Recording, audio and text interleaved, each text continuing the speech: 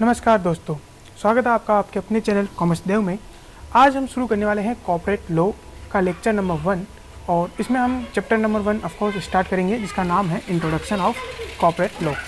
Now जब भी हम बात करते हैं कि कॉर्पोरेट लॉ का मैंने ये जो सेशन बनाया है जिसमें मैं वेरियस चैप्टर्स और वेरियस लेक्चर्स इंक्लूड करूँगा, ये किसके लिए बना है? तो सबसे पहले मैं आपको बता दूँ, ये बना है उन बीकॉम स्टूडेंट्स के लिए जो कि फास्ट में रिवीजन करना चाहते हैं एग्ज़ाम के टाइम पे, या अभी वो फास्ट में कॉर्पोरेट लॉ को पढ़ना चाहते हैं, समझना चाहते हैं।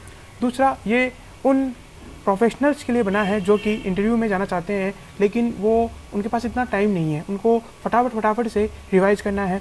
या फिर ये बना है उन बिजनेसमैन या उन लोगों के लिए जो कि कॉर्पोरेट लॉ को थोड़ा बहुत समझना चाहते हैं, सो दैट कि उनको बिजनेस में किस तरीके से वर्क करना है वो कर सके बिना प्रोफेशनल की सलाह लिए। नाउ चलिए शुरू करते हैं आज का अपना लेक्चर। और इसी के साथ मैं बताता हूँ, सबसे पहले जब भी हम कॉर्पोरेट लॉ पढ़ते हैं या अगर हम फोकस करें लॉ के ऊपर, तो हम इसमें 3 चीज़ें हमें पढ़नी रहती है। सबसे पहला आता है लॉ मेकर, सेकेंड नंबर पे आता है लॉ इंटरप्रिटेटर और थर्ड नंबर पे आता है लॉ इम्प्लीमेंटर। उसके बाद जब हम बात करते हैं लॉ मेकर, तो लॉ मेकर हमेशा कौन होता है? पार्लियामेंट, यानी कि पार्लियामेंट ने जो लॉ बनाया है वो हमें पढ़ना होता है। कंपनीज कॉर्पोरेट लॉ के संबंध में पार्लियामेंट ने बनाया है कंपनीज एक्ट 2013। इसके अलावा लॉ इम्प्लीमेंटर कौन होता है? गवर्नमेंट।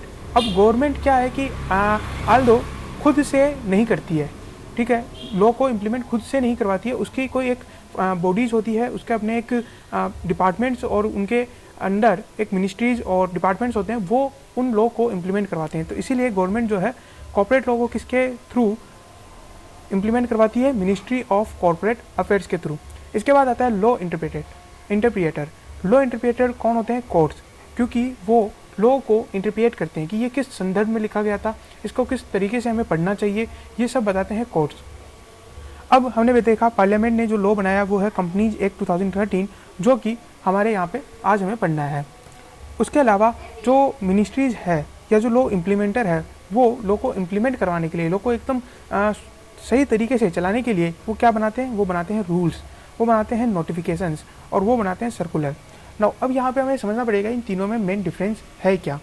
तो देखिए, रूल्स ये होते हैं जो एक्ट को कोऑर्डिनेट करते हैं, यानी कि एक्ट में लिखा है कि मान लीजिए अगर आप कंडीशन स्पेसिफाई करते हैं तो आप इसके लिए एलिजिबल है, तो वो कंडीशंस क्या क्या है वो रूल्स प्रिस्क्राइब कर सकता है, या कोई ड्यू डेट्स प्रिस्क्राइब कर सकता है, कोई लिमिट प्रिस्क्राइब कर सकता है। तो यानी कि एक सपोर्टिंग होता है एक्ट के, जो कि रूल क्या होता है? सपोर्टिंग होता है एक्ट के, जो आपको ये बताता है कि आपको किस तरीके से प्रोसीजर फॉलो करना है, किस तरीके से कौन कौन सी कंडीशंस फॉलो करनी है और इत्यादि इत्यादि। नाउ बात करें नोटिफिकेशन की, तो नोटिफिकेशन आपको बताया जाता है कि आपका ये सेक्शन जो है वो कब से एप्लीकेबल है, या कोई डेट अगर, या कोई एक्स्ट्रा चीज़ एक्ट में अगर हम उनको कोई एक्स्ट्रा चीज़ लानी है तो वो थ्रू नोटिफिकेशन लाते हैं, ठीक है। इसके अलावा सर्कुलर्स क्या होते हैं? सर्कुलर्स होते हैं क्लेरिफिकेशन की तरह, यानी मान लीजिए कि डिपार्टमेंट के अंदर एक डिपार्टमेंट का एक बंदा सोचता है कि ये लॉ जो है इस तरीके से है, और दूसरा बंदा सोचता है कि इस तरीके से है, दूसरा ऑफिसर सोचता है कि लॉ इस तरीके से पढ़ा जाना चाहिए। तो इन दोनों में क्लियरिटी नहीं है, तो गवर्नमेंट अपने ही जो ऑफिसर्स है उनमें क्लियरिटी लाने के लिए इशू करती है सर्कुलर्स, कि आप तो क्लियर रहो, ताकि तभी आप जो है लोगों के अंदर क्लियरिटी ला पाओगे और लॉ को इम्प्लीमेंट करवा पाओगे। उसके बाद बात करते हैं कोर्ट्स की। तो कोर्ट वैसे तो इंडिया में काफ़ी सारे हैं, जैसे सेशन कोर्ट हो गया, डिस्ट्रिक्ट कोर्ट हो गया और हाई कोर्ट और सुप्रीम कोर्ट हो गए। लेकिन यहाँ पे जब हम कोर्ट की बात करते हैं तो हम यहाँ पे केवल संदर्भ लेते हैं सुप्रीम कोर्ट का और हाई कोर्ट का, क्योंकि बाकी के जो नीचे के कोर्ट है वो उनके डिसीजंस हम यहाँ पे रेफ़र कम ही करते हैं। हम जो ज़्यादातर रेफ़र करते हैं कोर्ट डिसीजंस वो होते हैं सुप्रीम कोर्ट या फिर हाई कोर्ट के डिसीजंस। नाउ बात करते हैं नेक्स्ट स्लाइड में कंपनीज एक्ट 2013। जब भी हम इसे पढ़ते हैं तो हम सबसे पहले इसमें पढ़ेंगे हिस्ट्री के बारे में, उसके बाद हमें पढ़ना पड़ेगा प्रिम्बल। थर्ड नंबर पे है अथॉरिटी स्ट्रक्चर, यानी कि कौन कौन सी अथॉरिटी बनाई गई है जिसके जो हमारे कंपनीज एक्ट को कवर करती है, उसको इम्प्लीमेंट करवाती है। और लास्ट में पढ़ेंगे चैप्टर स्ट्रक्चर, यानी कि कंपनीज एक्ट में कौन कौन से चैप्टर्स हम हमारा जो अभी ये सेशन चल रहा है कंपनीज एक्ट का, कॉर्पोरेट लॉ का, उसमें हम कौन कौन से चैप्टर्स को कवर करने वाले हैं। नाउ सबसे पहले हम बात करते हैं हिस्ट्री की। तो कंपनीज एक्ट की हिस्ट्री काफ़ी पुरानी है। सबसे पहले इंडिया के अंदर जो कॉर्पोरेट लॉ लाया गया वो 1850 में लाया गया था, 1850 में, जब ईस्ट इंडिया कंपनी का राज हुआ करता था। तो उस समय, उस दौर में सबसे पहले ब्रिटेन ने 1850 में कॉर्पोरेट लॉ लाया। उसके बाद उसको अमेंड किया गया और 1913 के अंदर इसको नया कंपनीज एक्ट बनाया गया, कंपनीज एक्ट 1913। उसके बाद 1956 में नया एक्ट लाया गया जो कि इंडिपेंडेंट इंडिया का पहला कॉर्पोरेट लॉ था। नाउ इसको लाने की ज़रूरत क्या पड़ी, क्योंकि 1913 के बाद में आपको पता हो तो 2 बार वर्ल्ड वॉर हो चुके थे और उन 2 वर्ल्ड वॉर की वजह से काफ़ी ज़्यादा बिजनेस को नुकसान पहुंच चुका था और हमें काफ़ी सारी चेंजेस की ज़रूरत थी, जिसकी वजह से कॉर्पोरेट लॉ नया लाया गया, अमेंड किया गया और 1956 में नया लाया गया। लेकिन अब आपको ये जानकर हैरानी होगी कि जो 1956 में नया लॉ लाया गया वो अचानक से नहीं लाया गया, उसके लिए काफ़ी मेहनत करनी पड़ी, उसको काफ़ी ज़्यादा जो है तराशना पड़ा सो दैट कि ये नया लॉ लाया जाए, उसको उस पर काफ़ी ज़्यादा मेहनत करनी पड़ी। तो चलिए समझते हैं कि 1956 का जो नया लॉ है वो किस तरीके से बनाया गया और उसके बाद हम समझेंगे कि 2013 का जो हम आज नया लॉ पढ़ने वाले हैं वो किस तरीके से बनाया गया है। तो सबसे पहले जो 1956 का लॉ है उसके लिए 28 अक्टूबर 1950 को गवर्नमेंट ऑफ इंडिया ने एक कमेटी अपॉइंट की, जिसका चेयरमैन जो है वो थे श्री C.H. भाभा। और ये जो कमेटी बनाई गई, ये कमेटी केवल इसलिए बनाई गई क्योंकि हमें रिवीजन करना है कंपनीज एक्ट 1913 को। तो आप बताइए कि ये रिवीजन किस तरीके से किया जाए, क्या क्या अमेंडमेंट लाया जाए और किस तरीके से नया कोई ड्राफ्ट है वो लाया जाए और नया, और अगर किसी को हटाना है तो वो कौन कौन सी चीज़ों को हटाया जाए। नाउ इस कमेटी को, जो कि पॉपुलरली भाभा कमेटी के नाम से जानी जाती थी, उसने मार्च 1952 में अपनी रिपोर्ट सबमिट की।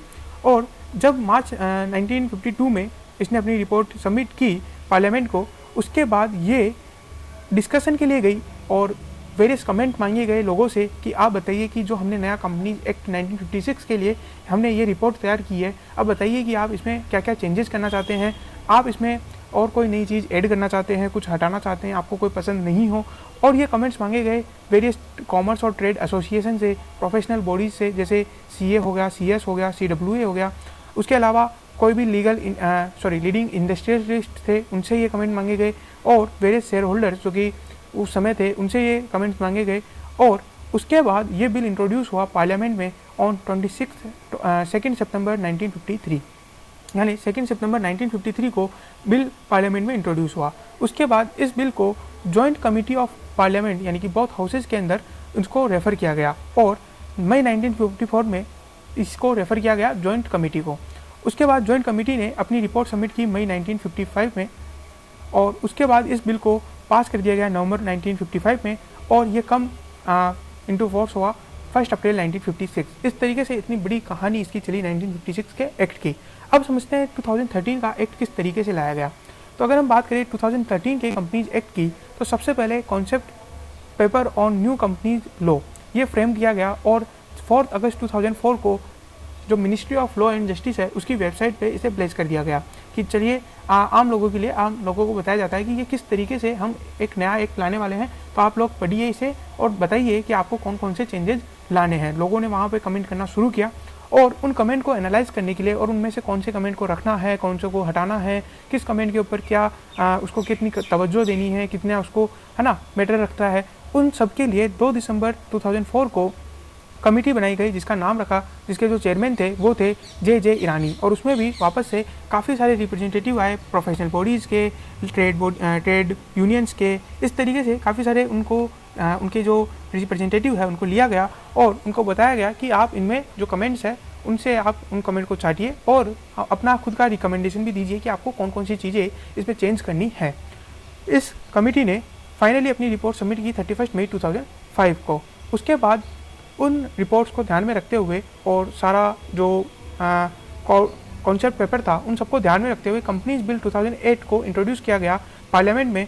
और ये जो बिल इंट्रोड्यूस किया गया, ये कब इंट्रोड्यूस किया गया? 23 अक्टूबर 2008 को। जब ये बिल इंट्रोड्यूस हुआ उस समय हमारी 14th लोकसभा चल रही थी, ठीक है, 14th पार्लियामेंट सेशन चल रहा था। तो उसके बाद क्या हुआ कि इसको रेफ़र कर दिया गया committee on finance for examination and report. लेकिन जब ये रिपोर्ट इसको रेफ़र किया गया, लेकिन इसकी रिपोर्ट आने से पहले ही 14th लोकसभा जो है डिजोल्व हो गई और 2009 में जैसा कि आप सबको पता है इलेक्शन हुए और नई जो पार्लियामेंट है वो हमारा बना। अब जो नया पार्लियामेंट है उसके अंदर वापस से कंपनीज बिल 2009 लाया गया, जिस बिल को 18 दिसंबर 2012 को लोकसभा में पारित किया गया और राज्यसभा में 8 अगस्त 2013 को पास किया गया। आपको पता है ना कि पार्लियामेंट में 2 हाउस है, एक है लोकसभा और एक है राज्यसभा।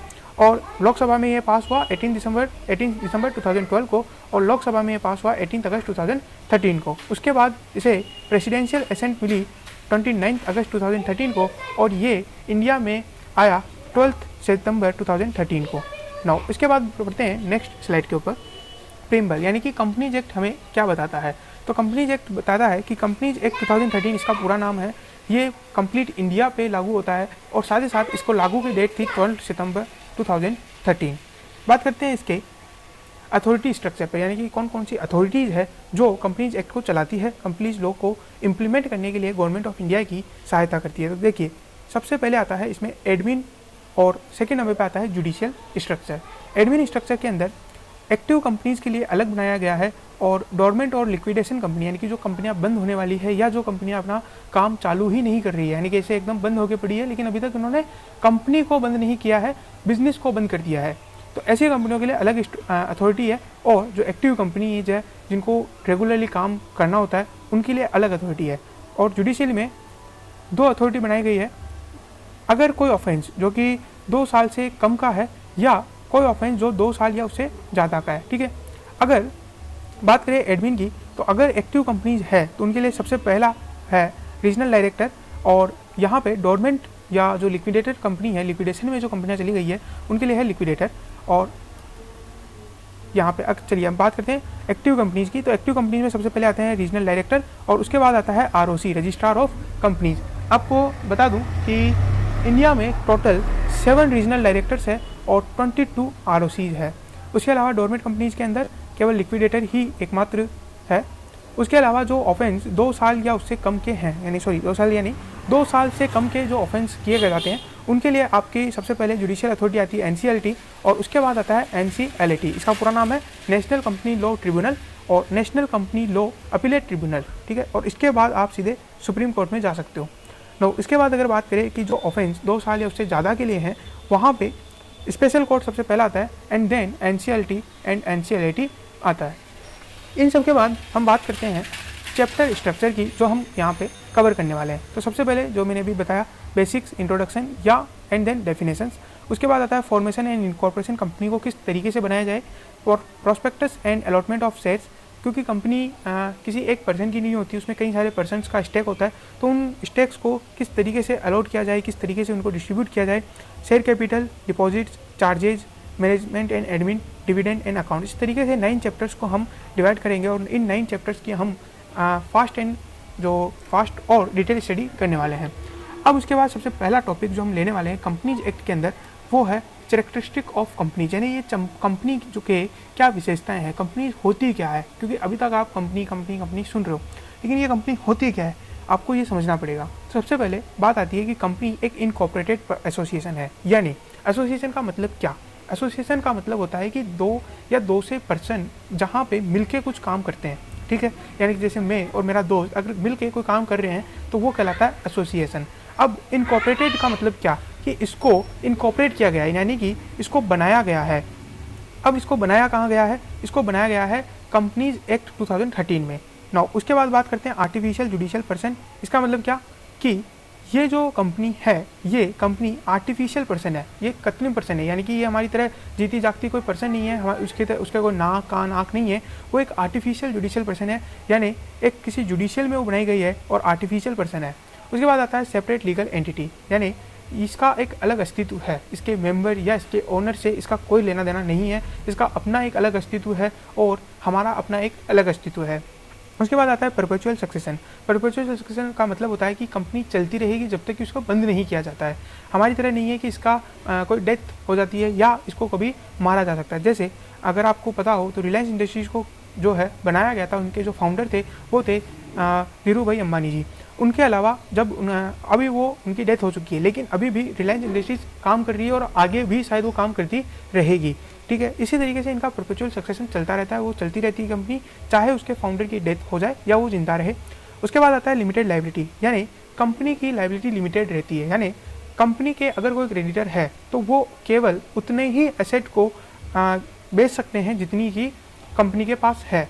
अगर आप उसके कंपनी के ओनर हो तो आपके घर के फ्रिज, टीवी और बच्चों के डायपर नहीं बिकेंगे, आप सेफ हो। केवल कंपनी के ही जो एसेट है वो बेच के उनकी लाइबिलिटीज़ को पूरा किया जा सकता है। उसके बाद आता है कॉमन सील। कॉमन सील का मतलब होता है कि कंपनी की अपनी एक सील होती है और वो उसके सिग्नेचर्स होते हैं। हालांकि वो सिग्नेचर तब तक अधूरे हैं जब तक कि उनके ऊपर बोर्ड ऑफ डायरेक्टर्स के साइन नहीं हो। ठीक है, अब ये बोर्ड ऑफ डायरेक्टर्स क्या होते हैं हम वो भी समझेंगे, लेकिन जब कंपनी के जो मैनेजमेंट होते हैं जब तक उनके साइन नहीं होते तब तक वो कॉमन सील जो है अधूरी रहती है। उसके बाद आते हैं ट्रांसफर ऑफ शेयर्स, यानी कि जो हमने यहाँ पढ़ा था कि कंपनी के काफ़ी सारे शेयर्स होते हैं, उन शेयर्स को ट्रांसफ़र करने के लिए, ठीक है, उनका ट्रांसफ़र किया जा सकता है। यानी कि आप अगर आज मैं ओनर हूँ, अगर मैं अपने शेयर्स को ट्रांसफ़र कर देता हूँ तो कल को कोई और भी ओनर बन सकता है। उसके बाद आता है कि separation of ownership from management. तो देखिए, कभी भी अगर आप बिजनेस करते हैं तो उसमें 3 बातें होती है, एक होता है ओनर, एक होता है मैनेजमेंट और एक होता है एम्प्लॉय। यहाँ पे अगर आप देखिए जो बहुत छोटी संस्थाएं होती है, यानी वो जो छोटे बिजनेस होते हैं उनमें तीनों एक ही होता है, एक ही बंदा होता है जो ओनर होता है, वही उस बिज़नेस को मैनेज करता है और वही उस बिजनेस में काम करता है। हो सकता है वहाँ पे एम्प्लॉय 1-2 रखा जाए, लेकिन ओनर और मैनेजमेंट एक ही बंदा रहता है। लेकिन कंपनी में ओनर अलग होता है, मैनेजमेंट अलग होता है और एम्प्लॉय अलग होता है। हाँ, कई बार ओनर और मैनेजमेंट एक हो सकता है, जैसे रिलायंस इंडस्ट्रीज़ में ओनर अगर हम बात करें तो मुकेश अंबानी जी है ना, लेकिन हालांकि वो पूरे सोल ओनर नहीं है, उनके वो केवल 52 या जो भी उनकी परसेंटेज रहेगी उतने के ओनर है। अलग ओनर, बाकी की जो ओनर है वो इंडिविजुअल्स है, अलग अलग पर्सनस है। तो वहाँ पे देखिए कि ओनर और मैनेजमेंट जो है अलग अलग है। उसके बाद बात करें कि separation of property from its member की प्रॉपर्टी अलग और कंपनी की प्रॉपर्टी अलग। नाउ उसके बाद हम बात करते हैं कि अभी तक हमने पढ़ा कि जो कंपनी है वो अपना एक अलग पर्सन है, उसकी अपनी एक अलग लाइबिलिटी है, अपनी एक आइडेंटिटी है और वो अपने कामों के लिए खुद लायबल है। लेकिन कई बार ऐसा होता है कि कंपनी की आड़ में छिप कर कुछ लोग गलत धंधा करते हैं, तो उसको हटाने के लिए, उस कंपनी के उस पर्दे को हटाने के लिए लिफ्टिंग ऑफ कॉर्पोरेट व्हील जैसे कॉन्सेप्ट को लाया गया, ताकि कोई कंपनी के पीछे छुप के कोई गलत धंधा ना कर सके, ऐसी चीज़ें फ्रॉड या ऐसी चीज़ें ना कर सके। जैसे अगर आप देखो तो अभी जैसे नीरव मोदी है, उन्होंने किया है ना, तो उन्होंने कंपनी के पीछे छुप कर एक फ्रॉड किया बैंकों के साथ। तो इस तरीके से लोग किसी के भी साथ फ्रॉड ना कर सके कंपनी का अपना एक पर्दा डालकर। तो व्हील यानी कि पर्दा और कॉर्पोरेट यानी कि कंपनी के पीछे छुप करके पर्दा डाल करके कोई भी चीज़ ना कर सके, तो उस पर्दे को उठाना लिफ्टिंग ऑफ कॉर्पोरेट व्हील कहलाता है। नो, अब इसके 5 कंडीशन है कब ये कॉर्पोरेट लिफ्टिंग जो है की जा सकती है। सबसे पहले कंपनी इज वेल, यानी कि कंपनी पर्दा होना चाहिए। उसके बाद जो बोर्ड ऑफ डायरेक्टर्स है या जो उसका मैनेजमेंट कर रहे हैं वो कंपनी के पीछे होने चाहिए, बिहाइंड द कंपनी। उसके बाद वो उस कंपनी के पीछे छुप रहे हो, यानी कि वो ये कह रहे हो कि हमने ये काम नहीं किया, ये काम कंपनी ने किया है, तो आप उसको पनिश करो, हमें पनिश मत करो। उसके बाद बात करें तो उन्होंने फ्रॉड एग्जीक्यूट किया गया है और वो जो फ्रॉड है वो पेनलाइज होना चाहिए। नहीं, ऐसा फ्रॉड नहीं कि जिसको कोई पेनल्टी नहीं है, यानी कि ऐसा फ्रॉड किया गया हो जिसके लिए उनको पेनल्टी मिलनी चाहिए। ठीक है, और उसके बाद में कहा गया जाता है कि कल्प्रिट को आइडेंटिफाई करने के लिए हम कंपनी के व्हील को हटाएंगे, हम कंपनी के पर्दे को हटाएंगे और इस प्रोसेस को कहता है lifting of corporate wheel. Now अब बात करते हैं कि सर ये लिफ्टिंग ऑफ कॉर्पोरेट व्हील है, ये कब कब हटाया जा सकता है। तो देखिए एज सच ऐसा कोई क्राइटेरिया नहीं है कि इस केस में हटाया जा सकता है, लेकिन वेरियस केस लॉज हुए हैं जिनके आधार पर हम कह सकते हैं कि इन केस लॉज में जैसे बताया गया है कि यहाँ पे हटाओ, यहाँ पे हटाओ, तो यहाँ पे हम कंपनी के जो कंपनी का पर्दा जो है हम वो हटा सकते हैं। तो चलिए शुरू करते हैं 1 बाय 1 केस लॉज को लेना। सबसे पहला है दिनसो मानिकजी पटेल। अब इनका केस लॉ क्या कहता है? इनका केस लॉ ये है कि जब ब्रिटिश इंडिया था उस समय ये हमारे दिनसो मानिकजी पटेल है, इन्होंने अपनी एक टेक्सटाइल मिल ओपन कर रखी थी जो कि प्रॉफिटेबल थी। उस प्रॉफिट से डिविडेंड आता था। ना उस डिविडेंड पे जो ब्रिटिश इंडिया था वो उसकी सरकार इस पर टैक्स लेती थी, लेकिन उन्होंने एक और बात कही कि हम आपसे टैक्स नहीं लेंगे अगर आप इसे कहीं इन्वेस्ट कर दें, यानी कि अगर आप इसे किसी और कंपनी में लगाते हैं या है ना और डेवलपमेंट प्रोजेक्ट में अगर लगाते हैं तो हम आप इस डिविडेंड पे हम आपसे टैक्स नहीं लेंगे। तो उन्होंने क्या किया, उन्होंने अपनी खुद की एक कंपनी बनाई और उसके अंदर इन्वेस्ट कर दिया, यानी अपनी खुद की एक और अनदर कंपनी बनाई और उसके अंदर इन्वेस्ट कर दिया और बाद में उसी जो पैसे को जिन्होंने उसे इन्वेस्ट किया था उसको वापस से अपने पास ट्रांसफ़र कर दिया एज ए लोन बोल के। तो जब इनकम टैक्स अथॉरिटी ने बोला कि ये तो कोई है नहीं, ये तो कुछ बात नहीं हुई, आप इसका कॉर्पोरेट व्हील हटाइए और कल्प्रिट को पहचान करवाइए और हमें हमारी टैक्स का अमाउंट दीजिए, क्योंकि ये तो कोई ट्रांजेक्शन जो है ये तो एकदम मतलब बोगस ट्रांजेक्शन लग रहा है, ये तो हम मान ही नहीं सकते। तो यहाँ पे फिर कॉर्पोरेट व्हील को हटाया गया और बोला गया कि जब भी टैक्स की चोरी होती है, यानी कि कोई भी लॉ की अगर आनाकानी होती है, टैक्स की चोरी करने के पर्पज से अगर कोई कंपनी क्रिएट की गई है तो हम वहाँ पे कॉर्पोरेट विल को हटाएंगे और जो कल्प्रिट है उसको हम जो है सजा देंगे, उसको पेनलाइज करेंगे और उससे फिर टैक्स की जो है चोरी जो है की है उसने वो वसूल करेंगे। नाउ नेक्स्ट हम देखते हैं 1 मिनट 2 मिनट का जरा ब्रेक ले लेता हूँ। नाउ स्टार्ट करते हैं। Daimler company limited versus Continental tyre and rubber. Now ये हुआ क्या कि देखिए, एक कंपनी थी डेमलर और सेकंड कंपनी थी कॉन्टिनेंटल। ये इसकी एक सब्सिडी कंपनी थी। क्या थी? सब्सिडी कंपनी, यानी कि ये इसी के अंतर्गत काम करती थी। इसके मेजर शेयर डेमलर के पास थे। नाउ डेमलर जो कंपनी थी वो जर्मन कंपनी थी और कॉन्टिनेंटल जो थी वो इंग्लैंड यानी कि ग्रेट ब्रिटेन की एक कंपनी थी। अब हुआ क्या, आपको पता है 1942 के आसपास वर्ल्ड वॉर 2 हो रहा था और उसमें ये दोनों एज ए एनिमी कर रहे थे। और एनिमी भी कौन से? अलाइन एनिमी थे। अलाइन एनिमी का मतलब होता है कि जहाँ पे आप अगर इसके नागरिक को भी देखते हो या एक दूसरे के नागरिकों को भी अगर आप देखते हो तो उनको भी छोड़ते नहीं हो, आप उनको भी मार देते हो, ठीक है। तो ऐसे ये एनिमी थे। लेकिन अगर आप देखोगे तो ये इसकी सब्सिडी थी। अब कॉन्टिनेंटल जो था वो कॉन्टिनेंटल टायर लिमिटेड जो था, टायर एंड रबड़, वो इंग्लैंड में बिजनेस करता था, प्रॉफिट कमाता था और वो प्रॉफिट क्योंकि ये सब्सिडी थी यानी कि इसने इसके अंदर शेयर लिए हुए थे तो ये प्रॉफिट ट्रांसफ़र होता था डेमलर को। तो ऐसे में बोला गया कि ऐसे तो जो इंग्लैंड है एक तरफ तो वो जर्मन से एक एनिमी की तरह युद्ध कर रहा है और दूसरी तरफ इंग्लैंड से ही पैसा जर्मन को जा रहा है, तो ये गलत हो जाएगा। तो जहाँ पे अलाइन एनिमी है वहाँ पे बोला गया कि यहाँ पे हम कॉर्पोरेट विल को हटाएंगे और अगर ऐसा कोई ट्रांजैक्शन हो रहा है तो हम उसे रोकेंगे, साथ ही साथ पेनलाइज भी किया जाएगा अगर कोई पर्सन इसके अंदर कल्प्रिट पाया गया तो। नाउ थर्ड ट्रांजेक्शन देखते हैं और थर्ड ट्रांजेक्शन को देखने से पहले मैं आपको एक चीज़ समझाना चाहता हूँ। वो थर्ड जो केस लो है वो है जोन्स वर्सेज लिपमैन। नो इससे पहले हम आपको समझाते हैं कॉन्ट्रैक्ट एक्ट का एक सेक्शन हम आपको समझाते हैं। मान लीजिए आपने अब मिस्टर ए एक पर्सन है, उसकी एक प्रॉपर्टी है, मान लीजिए वो सिचुएटेड है दिल्ली के अंदर। उसने वो प्रॉपर्टी मिस्टर बी को 5 लाख में सेल कर दिया। अब क्या होता है कि कुछ समय बाद यानी कि मान लीजिए 1 महीने के बाद ही उसको पता चलता है कि इस प्रॉपर्टी की वैल्यू 5 लाख नहीं है बल्कि 10 लाख, 15 लाख, 20 लाख है और थर्ड पार्टी उसको अप्रोच करती है कि मुझे ये प्रॉपर्टी आप दे दीजिए, या वो थर्ड पार्टी को अप्रोच करता है कि आप जो है ये प्रॉपर्टी 10 लाख में ले लीजिए। ना वो थर्ड पार्टी के साथ 10 लाख के अंदर इस डील को साइन कर लेता है। अब हुआ क्या कि यहाँ पे उसने 5 लाख में इस पार्टी बी को, मिस्टर बी को बेच दिया, साथ ही साथ 10 लाख में सी को भी बेच दिया। अब थर्ड पार्टी उसका पोजीशन ले लेती है, लेकिन यहाँ पे कोर्ट में केस हो जाता है। तो बताइए आप कि पोजीशन किसको मिलेगा? तो ऑफकोर्स कोर्ट ने ये डिसीजन दिया कि पोजीशन थर्ड पार्टी को मिलेगा, लेकिन कब मिलेगा? जब उसने ये जो ट्रांजैक्शन किया है वो गुड फेथ में किया है, यानी कि उसको पता नहीं होना चाहिए कि मिस्टर ए ने मिस्टर बी के साथ धोखाधड़ी करते हुए मुझे ये प्रॉपर्टी बेची है। तो ऐसे में जब जो सी है उसको ये पोजीशन दे दिया जाएगा। नो मिस्टर बी को क्या मिलेगा? तो मिस्टर बी को 5 लाख प्लस जो भी कंपनसेशन वो डिमांड करता है वो कंपनसेशन उसे मिलेगा, जो भी एक्चुअल कंपनसेशन हो सकता है वो उसको मिलेगा। अब सिमिलरली क्या हुआ, जॉन्स और लिपमैन के ट्रांजैक्शन क्या हुआ? मिस्टर जॉन्स के पास एक प्रॉपर्टी थी, उस प्रॉपर्टी को उसने लिपमैन को थोड़े से सस्ते भाव में दे दिया था। अब अचानक उस प्रॉपर्टी की वैल्यू इंक्रीज हो गई। अब उसे लगा कि मैं इस लॉ का फ़ायदा उठा सकता हूँ, जो मैंने आपको भी बताया। तो उसने अपनी खुद की एक कंपनी क्रिएट की और उस कंपनी को वो बेच दिया कि लॉ जो है उस कंपनी को प्रोटेक्ट करेगा और उस कंपनी को ट्रांसफ़र करेगा। हालांकि मैं इसको अपने जो पैसे हैं यानी कि 5 लाख जो है मैं उसको वापस से शेयर जो है ट्रांसफ़र कर दूंगा।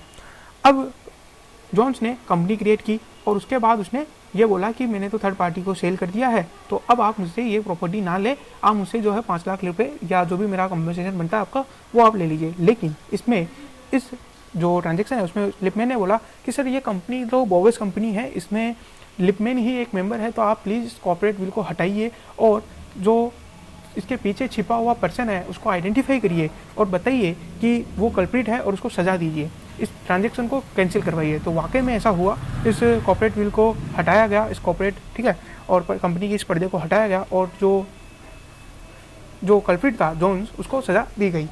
उसके बाद नेक्स्ट ट्रांजैक्शन अगर हम देखें, नेक्स्ट केस फ्लो अगर हम देखें तो वो था Guilford motor company versus Horne. Now Guilford motor company ठीक है ये थी GM मोटर्स के नाम से। अब इसमें क्या हुआ कि अपने जो एक एम्प्लॉय था, ये एक एम्प्लॉय था हॉर्न नाम का, और इन्होंने अपने सभी एम्प्लॉय पे ये बोला हुआ था कि क्योंकि आप हमारे एम्प्लॉय हो और आप हमारे कस्टमर्स को भली बात ही जानते हो, तो आप जब भी अपनी सर्विसेज को छोड़ते हो, यानी कि तो आप इनको सोलिसिट नहीं करोगे, यानी कि आप इनको किसी और कंपनी में नहीं लेकर के जाओगे, या आप इनको सोलिसिट नहीं करोगे कि भाई इसकी कंपनी का माल ख़राब है, आप इसको मत खरीदो, या कुछ भी ऐसा आप उनको सोलिसिट नहीं करोगे कि वो हमारी कंपनी से डाइवर्ट हो जाए। तो अब ऐसे में जब हॉर्न रिटायर हुआ और उसने अपनी सर्विस जब उसकी सर्विस ख़त्म हो गई, तब उसने क्या किया, अपनी एक कंपनी बनाई, क्योंकि वो तो उनको सोलिसिट नहीं कर सकता था। उसने अपनी एक अलग कंपनी बनाई और कंपनी को काम कर दिया कि वो अब सोलिसिट करेगा किनको, जो जनरल मोटर्स के जो कस्टमर्स हैं, सॉरी गिलफोर्ड मोटर्स के जो कस्टमर है, उनको वो सोलिसिट करने का काम करेगा। तो ऐसे में गिलफोर्ड मोटर ने केस लगाया और बोला कि इस कंपनी को ये काम करने से रोकिए, इसके पीछे के कल्प्रिट व्यक्ति को पहचानिए। तो ऐसे में वापस ऐसा ही कोर्ट ने आदेश दिया और बताया कि आप ऐसा नहीं कर सकते। नाउ उसके बाद बात करते हैं नेक्स्ट है हमारा merchandise transport limited versus British transport corporation. इसमें हुआ क्या, मर्केंडाइज ट्रांसपोर्ट लिमिटेड एक कंपनी थी और यहाँ पे सॉरी ये पिछले केस लो आ गया, यहाँ पे ब्रिटिश ट्रांसपोर्ट कॉर्पोरेशन था। नाउ इसमें हुआ क्या कि इन्होंने ब्रिटिश ट्रांसपोर्ट कॉर्पोरेशन से लाइसेंस का डिमांड किया। अब ब्रिटिश ट्रांसपोर्ट कॉर्पोरेशन ने लाइसेंस को डिनाई कर दिया और उसके बाद इन्होंने अपनी एक सब्सिडी कंपनी खोली और सब्सिडी कंपनी खोल के उन्होंने फिर से लाइसेंस को डिमांड किया। अब हर टर्म्स एंड कंडीशन को पूरा करने के बाद भी ब्रिटिश ट्रांसपोर्ट कंपनी ने यह कह के मना कर दिया कि आप मर्केंडाइज ट्रांसपोर्ट कंपनी के सब्सिडी कंपनियों, हम आपको ये जो लाइसेंस है वो नहीं देंगे, क्योंकि आपके पीछे एक ही कल्प्रिट है, एक ही व्यक्ति छुपा हुआ है, तो इसीलिए हम आपको ये चीज़ नहीं देंगे, हम आपको लाइसेंस नहीं देंगे। और यहाँ पे भी जो ब्रिटिश ट्रांसपोर्ट कंपनी है वो केस जीती और बताया गया कि जहाँ पे पब्लिक पॉलिसीज़ का उल्लंघन हो रहा है वहाँ पे हम कॉर्पोरेट व्हील को हटाएंगे। ना उसके बाद आता है workman of associate rubber industry limited versus associate rubber industry limited. तो यहाँ पे हुआ क्या कि देखिए समझिए कि जब भी अभी इंडिया में जब भी 20 से एम्प्लॉय ज़्यादा हो जाते हैं तो उस ऑर्गेनाइजेशन पे पीएफ, बोनस, ग्रेजुटी इस तरीके के प्रोविज़न एप्लीकेबल हो जाते हैं। अब इससे बचने के लिए रबर इंडस्ट्रीज लिमिटेड ने क्या किया, जैसे ही उसके 20 से ज़्यादा एम्प्लॉय हुए उसने अपनी एक और सब्सिडी कंपनी क्रिएट कर दी और यहाँ पे 19 एम्प्लॉय रखे और बाकी के एम्प्लॉय उधर ट्रांसफ़र करता गया। तो ऐसे में उसके 38 एम्प्लॉयज़ थे, 19 एम्प्लॉय इधर रहे, 19 एम्प्लॉय इधर रहे और वो इस जो प्रोविज़न है यानी कि 20 से ज़्यादा होने के बावजूद भी उसे पीएफ, बोनस, ग्रेजुटी ऐसा कुछ प्रोविज़न लगा नहीं। तो ऐसे में जो इसके यानी कि रबर इंडस्ट्रीज लिमिटेड के जो एम्प्लॉय थे, वर्कमैन थे, उन्होंने केस कर दिया कि ये हमारे साथ छल कपट कर रहा है, ये दोनों कंपनी के पीछे एक ही पर्सन है, तो आप इसको आइडेंटिफाई करिए और हमें हमारा न्याय दिलाइए। तो बोला गया कि जब भी वेलफेयर जैसे कुछ लोग होंगे और जिनका उल्लंघन करने के लिए अगर आप कंपनी क्रिएट करते हो तो आपको सज़ा मिलेगी और इस कॉर्पोरेट व्हील को हटाया जाएगा। नेक्स्ट हमारा लास्ट जो बचा है वो है एफजी फिल्म्स लिमिटेड। अब इसका केस लोग समझते हैं कि एफजी फिल्म्स लिमिटेड जो है वो अमेरिकन कंपनी थी। अमेरिकन कंपनी ने इंडिया के अंदर लाइसेंस के लिए अप्लाई किया। इंडिया वालों ने मना कर दिया कि नहीं, हमारे यहाँ पे पहले से ही बहुत सारी फिल्म्स कंपनी है और आप हमारे कल्चर को बर्बाद कर दोगे तो हम आपको लाइसेंस नहीं देंगे। उन्होंने लाइसेंस को मना कर दिया। तो अब उन्होंने क्या किया, उन्होंने एक और ब्रिटिश कंपनी क्रिएट की जो कि 100% इनकी कंपनी थी, सब्सिडी कंपनी थी। अब इस ब्रिटिश कंपनी को क्या किया गया, उसको अप्लाई करने के लिए बोला गया कि आप इंडिया में अप्लाई करो और उसने इंडिया में बोला अप्लाई किया तो उसको भी फिर रिजेक्ट कर दिया जाएगा। क्यों? क्योंकि ये इनके पीछे एक ही पर्सन है, कोई अलग अलग अथॉरिटी, अलग अलग पर्सन नहीं है। तो यहाँ पे आज का हमारा सेशन होता है समाप्त। हमने इंट्रोडक्शन लेक्चर को कंप्लीट किया ना। अगर आज का वीडियो आपको अच्छा लगा हो तो प्लीज़ हमारे चैनल को, इस वीडियो को लाइक करें, साथ साथ चैनल को सब्सक्राइब करें और नोटिफिकेशन पाने के लिए बेल आइकन को जरूर प्रेस करें। Thank you very much once again, good day, good bye.